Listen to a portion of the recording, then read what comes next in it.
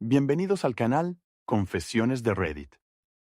Mi exmujer se presentó embarazada a la vista del divorcio, pensando que eso le garantizaría una indemnización, hasta que el juez le hizo una pregunta. ¿Alguna vez te has sentado en una sala de juicios y has visto a alguien cavar su propia tumba en tiempo real? Porque eso es exactamente lo que hizo mi exmujer Jessica. Debería haber sabido que haría algo así. Todo el proceso de divorcio había sido un desastre. Retrasos, berrinches, presentaciones sin sentido solo para hacerme perder el tiempo. Si hubiera puesto la mitad del esfuerzo en nuestro matrimonio que puso en hacerme la vida imposible, no habríamos terminado aquí. Pero cuando entró en la audiencia embarazada, casi me echó a reír. No porque pensara que el niño era mío. Sabía que no lo era, sino porque podía ver el plan que se estaba gestando en su cabeza como el argumento de una telenovela barata. Jessica contaba con una cosa: que el juez viera a una mujer pobre, vulnerable, abandonada y embarazada, y me obligara a pagar, olvidándome del acuerdo prenupcial y de la lógica, jugando la carta de la compasión para conseguir dinero. Ya podía oír el discurso que había preparado.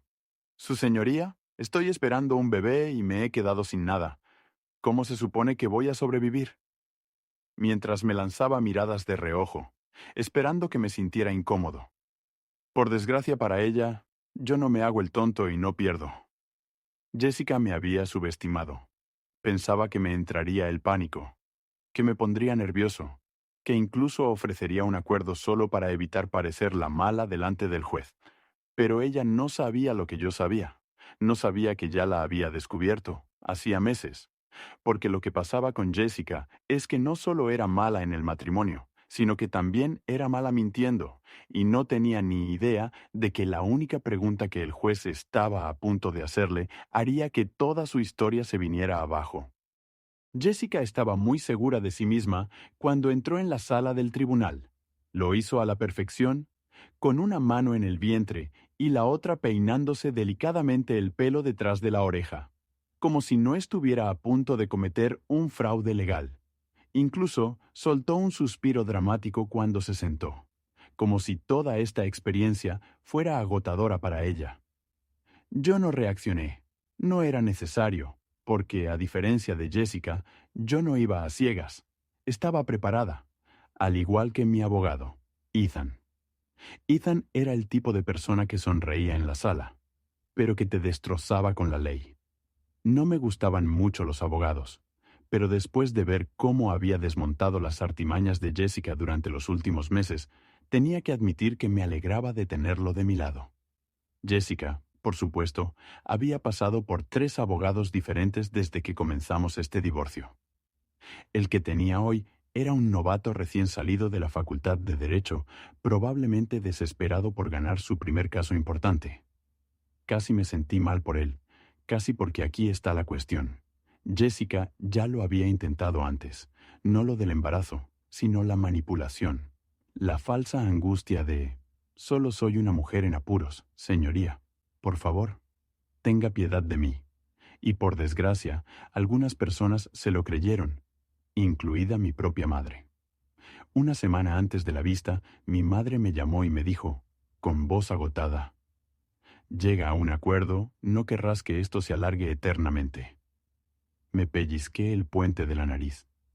Mamá no va a recibir ni un centavo, por eso firmamos un acuerdo prenupcial. Está embarazada, te ha presionado. ¿De verdad quieres cargar con eso en tu conciencia? Casi pierdo los nervios. No es mi hijo. Mamá dudó. ¿Estás seguro? Quería reírme. ¿Estaba seguro? Mamá, me ha engañado repetidamente. La pillé. Hice una pausa. Además, ¿sabes qué es lo peor? Si realmente pensara que este es mi hijo, ella ni siquiera tendría que recurrir a esta artimaña. Yo estaría ahí. Cuidaría de ellos. Esa es la diferencia entre nosotros. Ella trama y yo asumo la responsabilidad. Mamá se quedó en silencio y luego suspiró. No quiero que esto se complique más. Ya era complicado, pero le prometí que me encargaría de ello, lo que nos lleva al día de hoy. El juez entró y comenzó la vista. El abogado de Jessica se lanzó inmediatamente a contar una historia lacrimógena. Su señoría, mi clienta se encuentra en una situación imposible. Está embarazada, sin trabajo y pasando apuros debido a la tensión emocional y económica causada por este largo divorcio. Jessica también sollozó. Yo ni siquiera parpadeé. Ethan esperó pacientemente a que terminara la escena teatral y luego se levantó, tranquilo y sereno.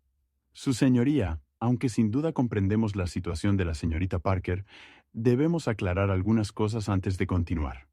En primer lugar, se dirigió al abogado de Jessica. ¿Quién es el padre de este niño? Y de repente, Jessica se puso tensa.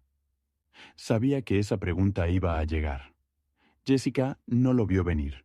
Supuso que el tribunal no cuestionaría su embarazo, que podría entrar, mostrarse vulnerable y salir con un cheque jugoso, pero legalmente, su embarazo solo era relevante si yo era el padre. Su abogado se quedó paralizado y luego dijo débilmente, «Mi cliente cree que es del demandante». Casi me echo a reír. Cree. Ethan ni siquiera se inmutó. Ella cree, así que no hay pruebas. Jessica se movió incómoda. El juez entrecerró los ojos. «Señorita Parker, ¿se ha hecho una prueba de paternidad?» Jessica abrió la boca, la cerró y la volvió a abrir, atrapada. «Yo solo supuse». «Supuso», repitió el juez, poco impresionado. «Señorita Parker, ¿hay alguna prueba que sugiera que el demandante es el padre?» Su abogado parecía querer morirse. Jessica estaba pálida, y yo me recosté en mi silla disfrutando del espectáculo. En ese momento, Ethan estaba listo para acabar con ella. «Su señoría, tenemos razones de peso para creer que este niño no es de mi cliente». Sacó fotos tomadas 2 meses después de que Jessica y yo nos separáramos, en las que ella aparecía de vacaciones con otro hombre, cogidos de la mano y besándose, una prueba clara de que había seguido adelante con su vida. Y luego, el golpe de gracia. Ethan deslizó documentos médicos por la mesa. Además, hemos solicitado los registros médicos recientes de la señorita Parker, que muestran que su primera prueba de embarazo confirmada fue meses después de que ella y mi cliente estuvieran juntos por última vez. El rostro de Jessica se descompuso. Su abogado la miró y se dio cuenta de que ella nunca le había contado nada de esto. El juez soltó un largo suspiro y negó con la cabeza.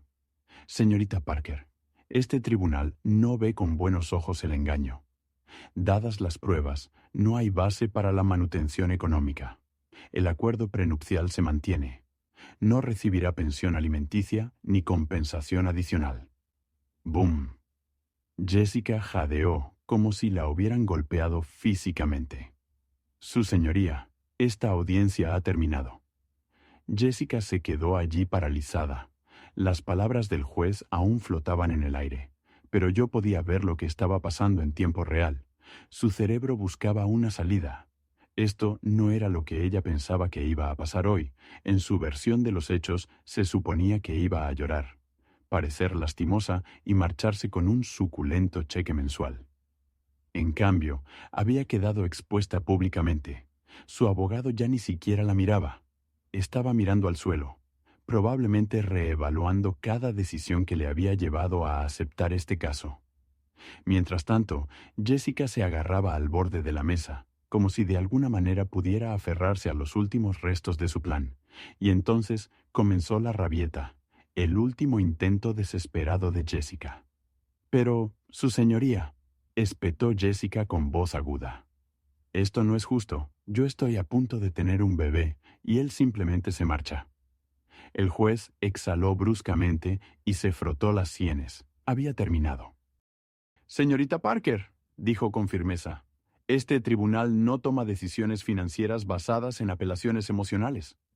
Su embarazo no tiene ninguna relevancia legal en este divorcio, a menos que se establezca la paternidad, lo cual, según las pruebas aportadas, no ha sido el caso». Pero el juez levantó la mano, y Jessica estalló. Giró en su silla y me miró con ira. «¿De verdad vas a hacerme esto a tu propia hija?» Ahí estaba la última apuesta. Incluso después de haber sido humillada públicamente, seguía intentando sembrar la duda. La sala se quedó en silencio. Entonces sonreí con una lenta y divertida sonrisa despiadada. ¿De verdad quieres hacer esto, Jessica? Me incliné hacia adelante con voz tranquila. ¿Quieres seguir adelante, acusándome de ser el padre, porque podemos conseguir una prueba de paternidad ordenada por el tribunal ahora mismo? Su rostro se crispó.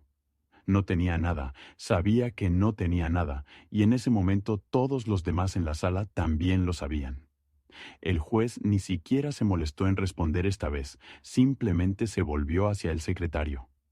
El juez había terminado. Jessica lo había perdido todo, pero aún no había terminado. La audiencia había terminado, pero yo no había terminado de verla desmoronarse. Salí de la sala con Ethan a mi lado y mi madre unos pasos detrás. Esperaba que Jessica se escabullera en silencio, pero debería haberlo sabido mejor. Salió furiosa detrás de mí, con los tacones resonando, la cara roja y las manos temblorosas. «Eres un monstruo», siseó.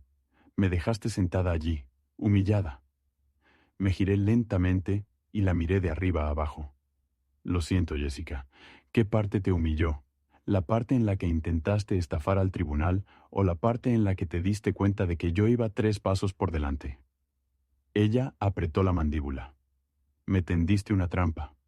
«No, cariño». Volví a sonreír. «Tú te has tendido la trampa. Yo solo te he dejado caer en ella». Parecía que quería tirarme algo, pero entonces probó una última carta y se volvió hacia mi madre. «¿De verdad estás de acuerdo con esto? ¿Con lo que me ha hecho?» Mamá dudó y luego cruzó los brazos. «No estoy de acuerdo con lo que le has hecho», dijo. «Nos engañaste a todos una vez, pero no volverá a pasar». Los labios de Jessica temblaron. Por un segundo pensé que realmente iba a llorar. Y entonces llegó la verdadera explosión. «Espero que te pudras», escupió, dando un paso adelante como si quisiera arañarme. «Espero que usted, señorita Parker», dijo una voz severa y oficial detrás de ella. Jessica se quedó paralizada. 2 alguaciles habían entrado en el pasillo. «Venga con nosotros, por favor», le dijeron. Ella giró la cabeza bruscamente. «¿Qué? ¿Por qué?» «Los jueces han recomendado una investigación por posible perjurio y fraude», dijo uno de los alguaciles. «Tendrá que responder a algunas preguntas». Ella abrió mucho los ojos. «Esperen, no, eso no es». Pero ya la estaban llevando de vuelta a la sala. Exhalé lentamente. Ethan me dio una palmada en el hombro. «Bueno, eso ha sido satisfactorio», sonreí. «Sí, lo ha sido». Jessica fue arrastrada de vuelta a la sala. Yo no la seguí, no era necesario. En el momento en que los oficiales de la corte se la llevaron, dejó de ser mi problema, pero aún así me aseguré de hacer un seguimiento. Resultó que el juez no solo estaba enfadado, sino que estaba poniendo un ejemplo con ella. Fingir dificultades financieras era malo. Intentar manipular al tribunal era peor. Mentir bajo juramento es perjurio. Sus reclamaciones fraudulentas significaban que ahora estaba bajo investigación. El tribunal no solo desestimó su petición de pensión alimenticia, sino que señaló su caso por posible fraude financiero. Ella se había cavado su propia tumba. Durante los meses siguientes me enteré de algunos detalles. El juez le impuso multas por hacer perder el tiempo al tribunal. Su abogado la abandonó inmediatamente. Su intento de solicitar ayuda del gobierno fue denegado. Resulta que también exigen una prueba de paternidad.